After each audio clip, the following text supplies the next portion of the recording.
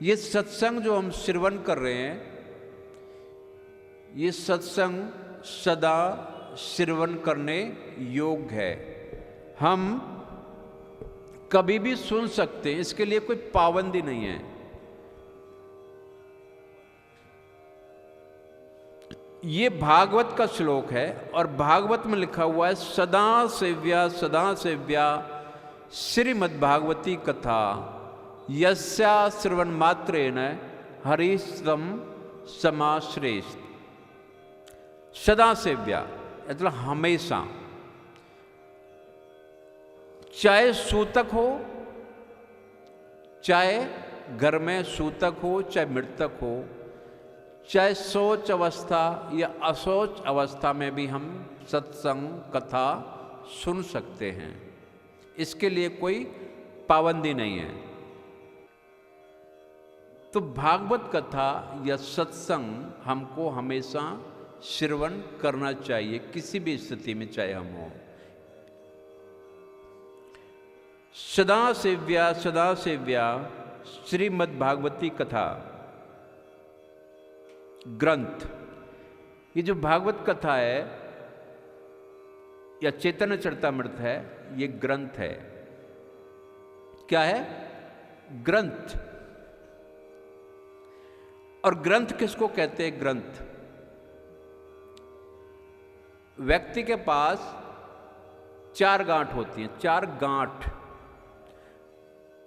जैसे ब्राह्मण की चोटी में गांठ होती है, गांठ।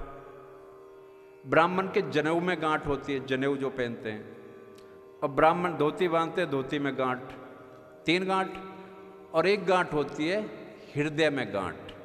किसी से कुछ हो जाए तो गांठ लगा के बैठ जाते हैं। चौथी गांठ होती है हृदय में गांठ। लगाते हैं ना।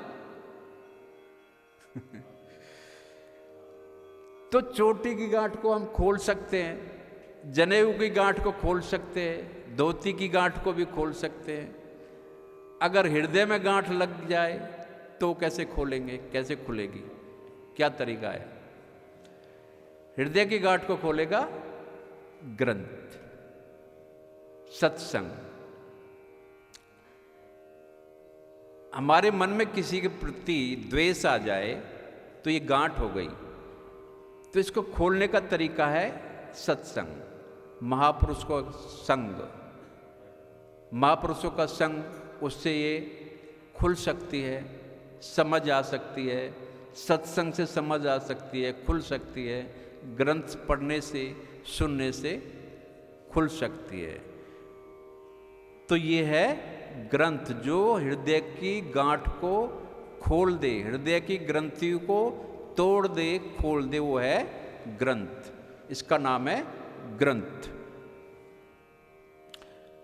सदा सेव्या श्रीमद् भागवती कथा या सत्संग, सदा सेव्या। जो दिन हमारा बिना सत्संग के, बिना कथा के निकल जाए, जिस दिन हमको कथा सुनने को ना मिले, सत्संग श्रवण करने को ना मिले, कीर्तन श्रवण करने को ना मिले, कोई भी दिन, उस दिन को खराब दिन माना गया है। वो हमारे लिए दिन अच्छा नहीं है।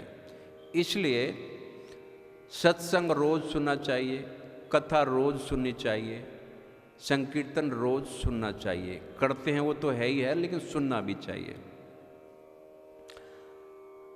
अगर ऐसा नहीं है, कोई दिन ऐसा चला जाता है, तो उस दिन को खराब दिन माना गया है। अब ये भी हो सकता है कि सत्संग सुनना तो चाहते लेकिन कोई सुनाने वाला ना मिले तो आजकल तो टीवी पे भी बहुत कथाएं आती हैं। टीवी पे आप सत्संग सुन सकते हैं, उससे भी हम कुछ समझ सकते हैं, सीख सकते हैं। अपनी कोई हृदय की गांठ लगी हो तो उसको खोल सकते हैं। आसपास कहीं कथा सत्संग हो रहा हो, वहाँ जा सकते हैं। अगर ये भी नहीं है तो घर में हम खुद ग्रंथ पढ़ सकते हैं। घर में ग्रंथ ला करके भागवत, गीता, रामायण, चैतन्य चरितमृत, गौड़िया ग्रंथ ला के रख सकते हैं और पढ़ सकते हैं। कहने का मतलब रोजाना हमको सत्संग श्रवण करना चाहिए।